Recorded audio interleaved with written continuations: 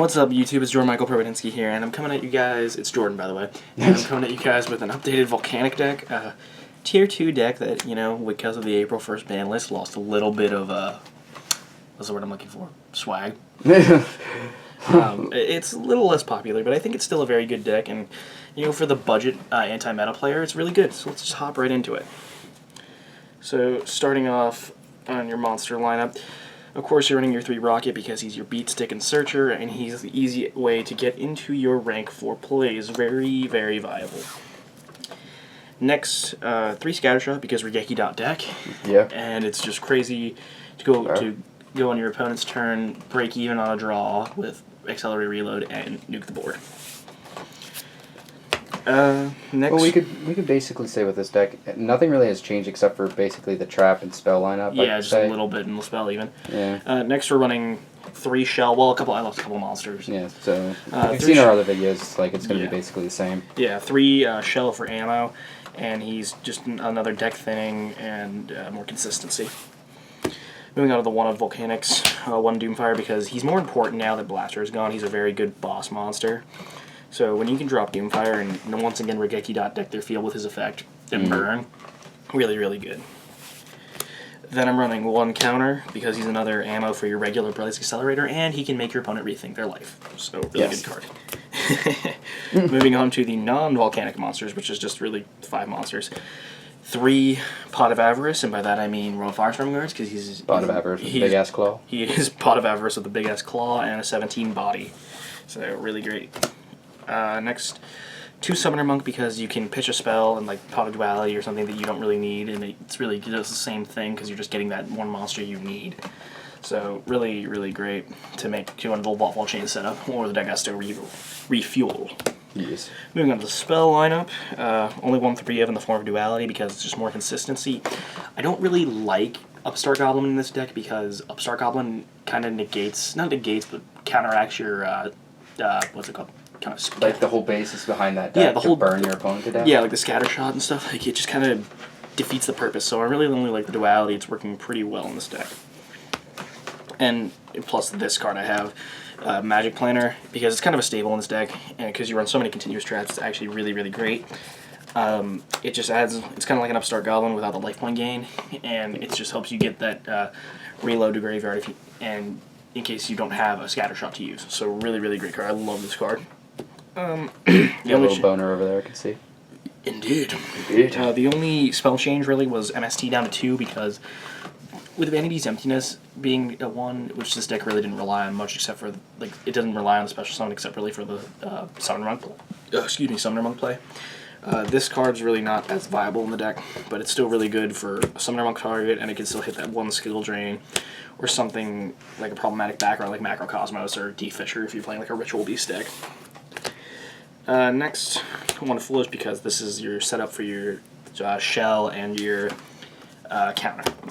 It's another Summoner Monk target. Really, any spell in this deck is a Summoner Monk. One other change in the spells is a Regeki because I know this deck is Regeki.deck with Scatter. Why not one more? But why not one more, really? Like, why not? Like, why can't I run a Regeki? If I need an out to the Genlock to make my Summoner Monk play and, you know, I don't have Scattershot, Regeki.deck. Yeah. So I'm really liking that. Next, running a Wildfire with Jaden Token, because Jaden Token's cool. And this card's just another big board nuke. Really good with the burn. Well, not really the burn, because you end up burning yourself, but still really good. This is a debatable topic for me that I'm running 1 Blaze Accelerator. I kind of want to take this out and side it, but I don't know. It's a really good card when you need to get over problematic stuff like Dark Law or something like that. Well, not even Dark Law. Well, Fiendish Dark Law, this happens a lot. Actually, I did that once a couple weeks ago. So I'm alright with it, but I would side it. I'm the only one that's been telling, I'm basically the one that's keeping that card in the deck because I keep telling him that he needs to keep it because I just like the deck. I mean the card. It's really, actually, it is good because it helps you use the shell when you don't have like a battle play. Like sometimes you're not going to want to summon a monster. So this card is decent. Only 1 though. You only need 1. Moving on to the trap lineup now. 3 reload because, well, I'm going to go +1 every turn or break even or draw 100 OGs. I don't know why that happened. Always knocking over things. Yes. I don't know, but like, it's so good. You just literally draw. It's so Draw / Regeki dot deck. Yeah. Next, 3 reckless because consistency. And draw dot deck. Draw dot deck, and you're gonna draw so much that it doesn't even matter that you gotta skip your draw phase. So, really great because in this deck I usually draw about 4 to 6 cards every turn. Like that's just how it is. So with this card, it doesn't matter. It's just so good. Next, I'm playing 2 Mind Crush. In this deck, if you have 2 Mistake, run the Mistake because it's a continuous trap that really does go with this deck. But I don't have them, but Mind Crush is really good. I'm debating about taking it out, though, because like I played at a locals a couple weeks ago, and it was lackluster. Like, you know, I was hitting stuff that they, like, had. Like, it's okay. I don't know. It's not the greatest thing in this deck, though, but you could definitely side this and it would be better. But it's alright at 2, I guess. One card you could consider is that new one that just came out. What Parallel Twister, is that what? Parallel Twister, yeah. Parallel Twister is really good. I've seen a lot of people taking that into Volcanics. Or Fire Fist. Yeah, I think it's really good too. 2 Fiendish because effect negation and battle will stop, and you kind of almost want your opponent to make this a dead Fiendish because then you can just Magic Planner it away, and it's so fun. It's so fun. Next, 1 Bottomless because problematic things go away. A new card I'm testing out of this deck is Ring of Destruction, and I really actually like this card a lot. The burn factor makes it so good. Like, it's just able to nuke anything that you need to get rid of, like a Dark Law or something like that. And it's, oh my god, or a Construct, a Trishula. Oh, it's so good. I love it so much. And you may be burning yourself, but it doesn't matter because you're going to get that burn in on your opponent unless they're playing something like Wabuku. Jordan is growing another boner right now, just to tell you. Oh, yep, such a bone right now. And then the 40th card is a Vanity's Emptiness. Because vanities. It's okay at 1. I don't really think it's the greatest thing in the world, but if you need to turn it off, you have Magic Planner, so you can do that. I mean, it's not great at 1, but hey, you gotta live with what you got, right? We'll move on to the side deck that I have for this. The side deck's very, I don't know, it's in the process of being edited. I don't really have a lot of the stuff for it yet, but we'll just see what we get here. 1 Vanity's Theme because it's another emptiness with a body, and it can really hurt decks like Necroz or Shadal's, or even Burning Abyss at this point. This card's still, like, really good. If you have a Majesty's Fiend, though, I would almost play that over this, though. 1 Thunder King because I really think this card is useful rather than Shared Ride because I just don't want my opponent adding anything, like, at all. And plus, you can just use his effect to stop a special summon if you need to. So, and Shared Ride's not going to hurt the opponent if they know they're going to kill you. Yeah, and like you can Summoner Monk into this, and you can just sit there with this 19 body like your Rocket and be like, okay, go do something, try, I dare you. Then a Kaiku because I really feel like against Necroz, like I only really want to play this against Necroz. Burning Abyss and Shadal, I kind of get it though. Oh geez. Kaiku didn't want to stay, but he just he can banish anything you need, and he is an 18 body and another Summoner Monk target, so he allows you to go into rank 4 plays 2 after he's done his job. Then I'm siding a Dark Hole because, well, the Djinn Lock can't hurt this deck, and you may want to be able to get that out of the way. So I'm loving Dark Hole. 1 Parallel Twister because, for those of you that don't know what this card does, it just came out in Pre-Mingle, so it says send 1 other spell and trap card you control to the graveyard, then you can target 1 fart card on the field and destroy it. 1 fart on the field. One fart on the field. 1 fart. One fart that's floating there. I've seen, like, Fire Fist players test this out, and I thought, like, you know what, they run so many continuous spells and a few continuous traps that I feel like this can work in my deck.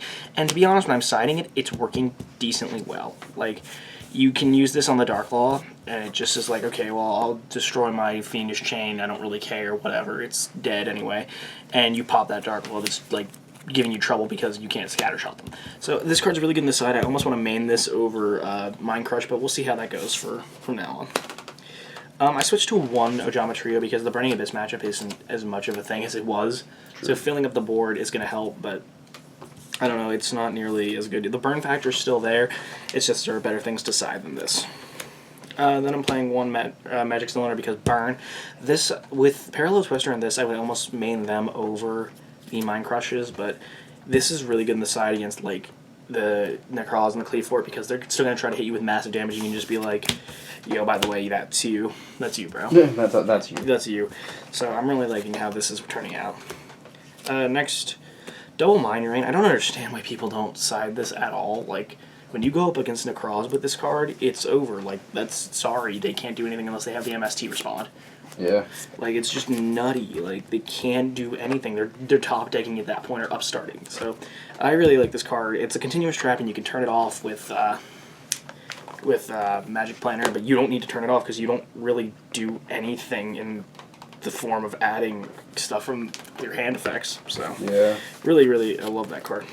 Then I'm playing 2 Imperial Iron Wall in the side just because Dark Law. Really, that's the only thing I'm scared of, really, is Dark Law. And I guess Ritual Beast, that can kind of be a thing, because Macro and D-Fisher. And also, Senju can play those too, so this is really helping for that. And those random Chaos decks you come up against, this is really good against. And Ritual Beasts, I kind of just said... Well, I said that. Oh, you did? I yeah. didn't hear you. Oh, pay attention. You think it's loud? Well, sorry. 2 Light Imprisoning. I feel like I should get Shadow Imprisonings in this side, but I don't have them.